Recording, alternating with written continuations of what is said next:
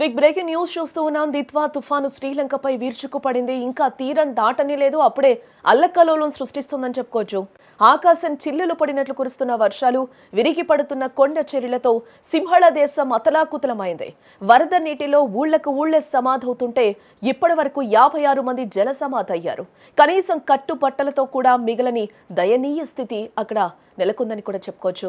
గత కొన్ని రోజులుగా కురుస్తున్న కుంజపోత వర్షాలకు శ్రీలంక చిగురుటాకులా వణికిపోతోంది. ఎక్కడ చూసినా నీళ్లే, ఏ వైపు చూసినా ఆర్తనాదాలే. ఆకస్మిక వరదలు, కొండ చర్యలు విరిగి పడడంతో ఇప్పటి వరకు 56 మంది ప్రాణాలు కోల్పోయినట్లు శ్రీలంక విపత్తు నిర్వహణ కేంద్రం అధికారికంగా ప్రకటించడం జరిగింది. మరో 21 మంది జాడ తెలియకుండా పోయారు. వారి కోసం శిథిలాల కింద వరద నీటిలో ముమ్మర గాలింపు చర్యలైతే కొనసాగుతూ ఉన్నట్లుగా కూడా మనకి తెలుస్తోంది. ఈ తుఫాన్ తీవ్రత ఏ స్థాయిలో ఉందో అక్కడి విధ్వంసమే చెప్తోంది. ఒకసారి మనం ఆ విజువల్లో కూడా క్లియర్ గా చూడొచ్చు. ఏ విధంగా అక్కడ తుఫాను విరుచుకు పడుతుందో ఏ విధంగా విరుచుకు పడుతుందో కూడా మనకి విజువల్లో అయితే క్లియర్ గా కనిపిస్తుంది. ఊర్లు కొట్టుకుపోయిన పరిస్థితి. ఇప్పటి వరకు కూడా ఇంకా చాలా మంది ఆచూకీ కూడా లభ్యం కాలేదు అని కూడా అధికారులు చెప్తున్న సిచ్యువేషన్ అయితే మనకి కనిపిస్తుంది. ఎగువ నుంచి కూడా ఆ వరద ప్రవాహం ఏ విధంగా కొట్టుకొస్తుందో కూడా మనకి విజువల్లో అయితే క్లియర్ గా అక్కడ కనిపిస్తుంది. ఓ పక్కన సహాయక చర్యలు కూడా ఆ వరద నీటిలోనే అయితే కొనసాగుతున్నట్లుగా కూడా మనకి అక్కడ సిచ్యువేషన్ చూస్తే, మనకి ఆ విజువల్లో చూస్తే అర్థమవుతుంది క్లియర్ గా. ఒక పక్కన కొండ చర్యలు విరిగిపడి ఏకంగా 12,000 ఇళ్లు ఇప్పటి వరకు నేలమట్టం అయ్యాయంటే పరిస్థితి ఎంత భయానకంగా ఉందో కూడా మనం అర్థం చేసుకోవచ్చు. వరద ఉధృతికి వంతెనలు పేక మేడలా కొట్టుకుపోతూ ఉన్నాయి, కూలిపోతూ ఉన్నాయి.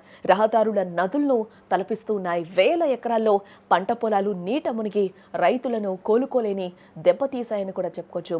600కి పైగా పాఠశాలలు పూర్తిగా ధ్వంసమైపోయినట్లుగా కూడా తెలుస్తోంది. అసలు గండం ఇంకా పొంచి ఉందని కూడా వాతావరణ శాఖ హెచ్చరిస్తూనే ఉంది. దిత్వా తుఫాన్ తీరం దాటడానికి మరో 2 రోజుల సమయం ఉంది. బట్ తీరం దాటక ముందే ఈ స్థాయిలో విలయం సృష్టిస్తే తీరం దాటేటప్పుడు ఇంకెంత బీభత్సం ఉంటుందోనని జనం కూడా భయంతో ఉనికిపోతున్న సిచ్యువేషన్స్ కనిపిస్తూ ఉన్నాయి. పరిస్థితి చేయి దాటడంతో శ్రీలంక ప్రభుత్వం ఇప్పటికే అప్రమత్తమైంది. దేశవ్యాప్తంగా ప్రభుత్వ కార్యాలయాలు, పాఠశాలలకైతే సెలవు ప్రకటించింది. రైల్ సర్వీసులను నిలిపివేస్తుంది.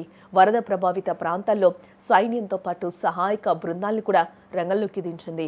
రాబోయే 48 గంటలు కూడా అత్యంత కీలకమని, ప్రజలు ఇళ్లలోంచి బయటకు రావద్దు అంటూ కూడా హెచ్చరికలను జారీ చేసింది.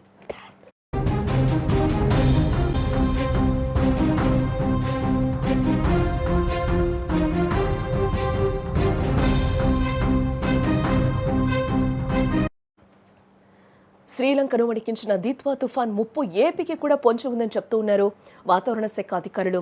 తుఫాను ప్రభావంతో రాబోయే 2-3 రోజుల్లో కూడా ఏపీలోని దక్షిణ కోస్తా, ఇటు రాయలసీమ జిల్లాలో భారీ నుంచి అతి భారీ వర్షాలు కురిసే ప్రమాదం ఉందని వాతావరణ శాఖ ఇప్పటికే రెడ్ అలర్ట్ను కూడా జారీ చేయడం జరిగింది.